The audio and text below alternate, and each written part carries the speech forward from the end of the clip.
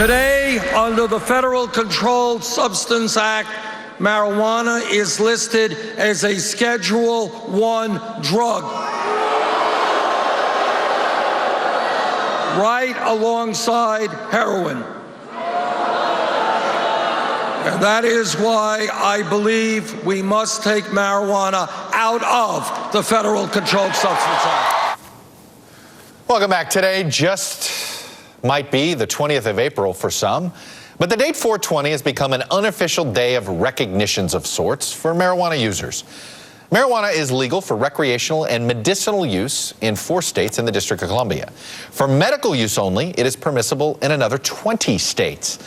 On Sunday, Governor Tom Wolf signed a law to put Pennsylvania on that list of places where patients can use the plant as treatment.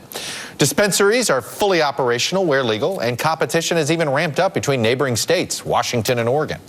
Today in California, thousands will gather again this year in San Francisco's Golden Gate Park to mark 420. The state will vote on whether to make it recreationally legal later this year. Of course, it has been legal there for medical purposes for quite some time.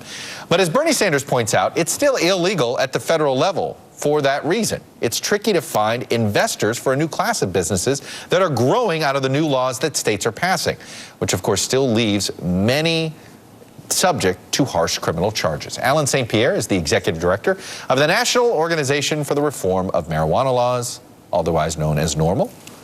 Alan, welcome back to the show. Happy 420. Happy 420 to you.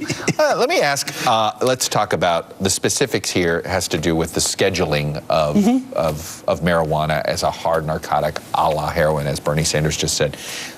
Correct me if I'm wrong, all of the people running for president right now seem to have the same position on rescheduling marijuana. Are you fully confident of that? Yeah, of the 5 candidates? All presidential wannabes today, at a minimum, want to see marijuana rescheduled. Chris Christie was the only one not for it. He was the only one that really was against it, yep.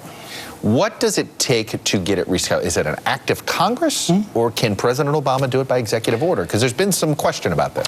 Ideally, it should be by Congress, since they're the ones that created this whole conundrum, if you will. But the executive branch, under the Controlled Substances Act, has the ability to reschedule, downschedule marijuana. There are petitions from governors, there's petitions from senators that are asking them to do this, and pretty clearly the pressure from the states are coming. So if it's lowered on the class of drugs, what does that mean? It means possession is what? Oh, so this has nothing to do actually with people the criminal code, okay. Exactly. All right. So this really just has to do with research and the ability to use it for pharmaceutical purposes, which would be great. We've always supported that. It doesn't really affect the legalization argument. Right.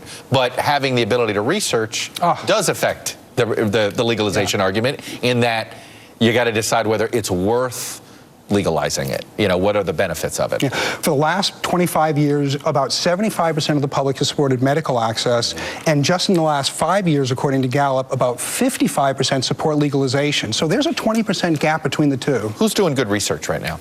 I mean, because I assume it's universities in Colorado, Oregon, and Washington feel the motivation to do this? The irony is someone like myself who enjoys marijuana as an adult goes to these places, buys marijuana, and some of my tax now goes to those universities to pay for research, like the Colorado Cannabis Genome Project, to actually chart the genetics of cannabis.